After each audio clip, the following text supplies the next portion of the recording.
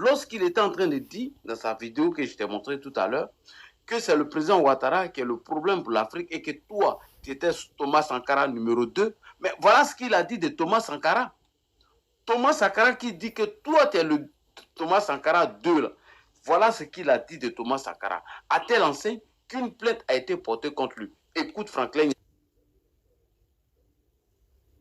C'est le président Félix Houphouët-Boigny. On lui pose la question si c'est le président Félix Houphouët-Boigny et la France qui ont assassiné Thomas Sankara, que toi, Ibrahim, il est en train de te comparer à lui. Tellement il veut manger, tellement il n'a pas de dignité, tellement il n'a pas de crédibilité, tellement c'est une merde. Écoute ce qu'il dit, c'est très important. Et la France qui ont manipulé le capitaine Traoré pour assassiner Thomas Sankara et mettre fin à cette aventure.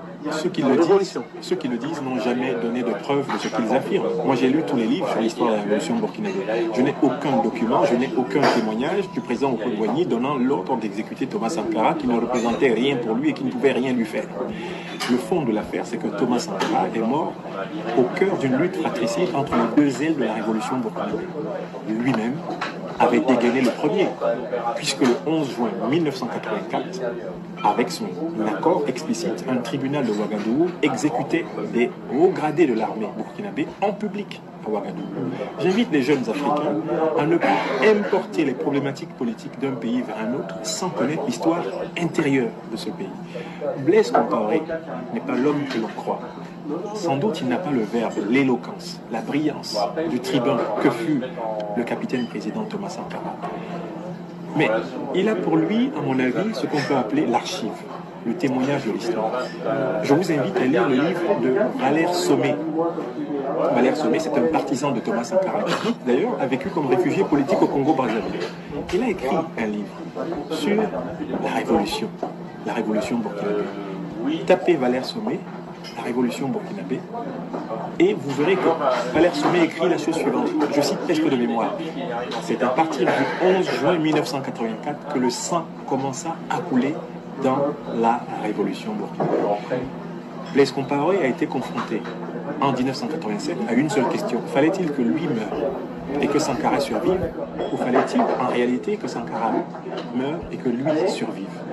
On ne peut imposer à personne, confronté à la question de survie, on ne peut imposer à personne de préférer la vie d'un autre à la sienne.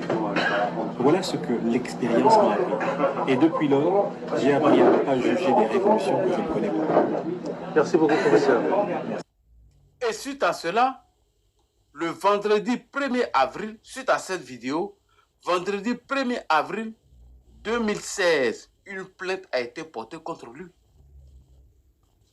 Et la plainte, elle est là. Assassinat de Thomas Sankara, la justice burkinabé lance un mandat d'arrêt contre Franklin Nyamsi, conseiller de Guillaume Kibafori Soro. La justice semble n'a pas encore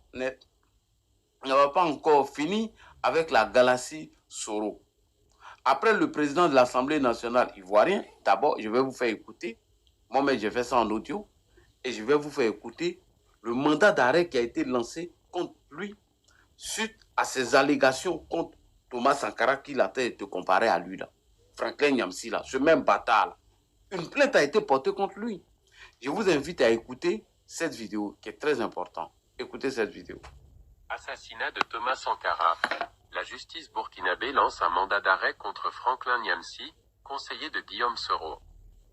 Vendredi 1er avril 2016 à 14h44 CNR-Bas-Main, la justice burkinabé semble avoir pas encore fini avec la galaxie Soro. Après, le président de l'Assemblée nationale de Côte d'Ivoire, contre lequel pèse un mandat d'arrêt international, lancé par la justice burkinabé, pour son implication dans la tentative de coup d'État du général Diendéré contre les institutions de la transition au Burkina Faso en septembre 2015, c'est au tour de